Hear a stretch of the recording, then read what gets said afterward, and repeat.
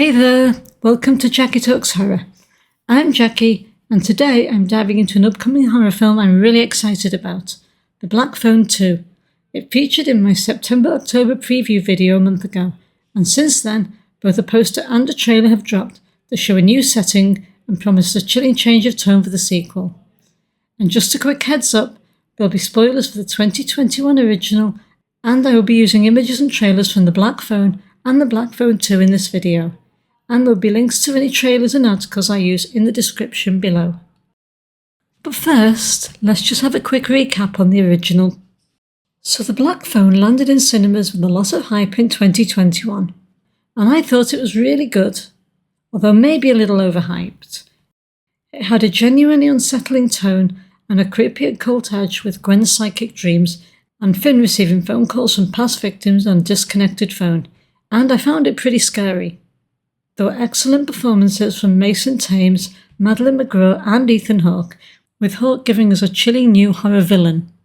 The Grabber became an instant genre icon, being a fascinating and mysterious character with an awesome mask and unknown motive for stealing kids off the street, which made the film more terrifying. Spoiler alert for the original movie here, but the Grabber did not make it out of that movie alive. So you can imagine my surprise when the Black Phone 2 trailer came out on the 2nd of June, and it appears a sequel is going into darker and more supernatural territory. So that was a recap of the original movie. Next, let's take a quick look over the new trailer. So the trailer opens on a campsite winter setting, which is snowy, isolated and eerie, and is set 4 years after the events of the first film. It definitely seems to be leaning more on the supernatural side of lore, with Gwen's psychic dreams playing a bigger part, and there is definitely a tone shift from the more reality-based first movie. We see older versions of Finn and Gwen, more confident and proactive, no longer just surviving but fighting back. The trailer is not short of tension or scares and menace, and Ethan's Hawke Grabber is back, seems meaner and more dangerous than ever, and apparently out for vengeance. It's also worth noting the teaser poster dropped along with the trailer too. It shows the Grabber's mask half buried in snow with a tagline, "Death is just a word." It's simple but chilling, and it really leans into the film's more supernatural tone. Since the trailer dropped, the buzz online, especially on X, formerly known as Twitter, has been pretty strong, so let's have a quick look at what's being said. Horror fans seem excited that the sequel is pushing further into supernatural and psychological horror, and there's a lot of love for Ethan Hawke returning as a Grabber. Some, including myself, have compared the dream-heavy approach to A Nightmare on Elm Street, and a few have even said this looks more intense than the original. And there's definitely talk of franchise potential. This world feels like it has more stories to tell. Okay, so let's look at the cast, character and creative team and the importance of the continuity. The original cast and crew are back for this direct sequel. Ethan Hawke, Mason Thames and Madeline McGraw, all along with the director Scott Derrickson and writers C. Robert Cargill and Joe Hill.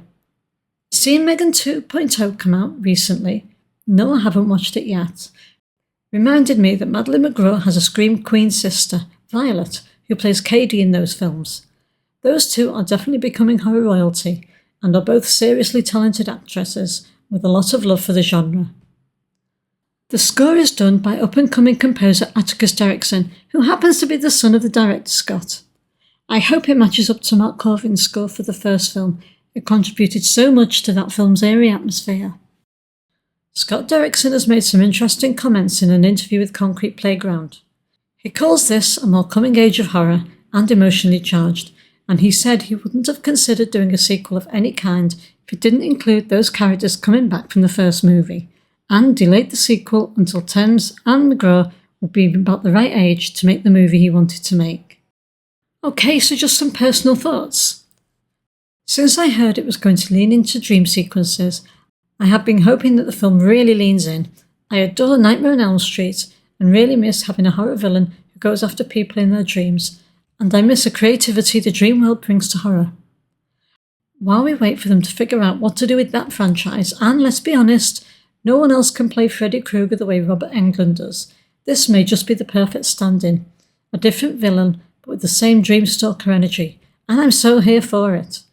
From what I've seen so far, Black Phone 2 doesn't look like a cash-in sequel, but something different, scarier, darker and meaner, and I genuinely can't wait. I'm hoping this film turns into something special, and that it does well, because if so, it could become the start of a new horror franchise. There are so many directions they could take. We could dig into the grabber's past, explore the lives and deaths of his other victims, or even uncover the deeper history of the Black Phone itself. Is it cursed? Was it used before? There's so much mystery built into this world already, and it feels like there's potential for way more stories to come out. So that's it for this video. Are you looking forward to the Black Phone 2? I know I definitely am. What direction do you hope they take the film in or future sequels? Do you think the film will live up to the first one or be even better? Thanks so much for watching. Do leave your comments down below, but remember to be respectful, and remember this is only my opinion of this film. It would be a boring old world if we all liked the same things.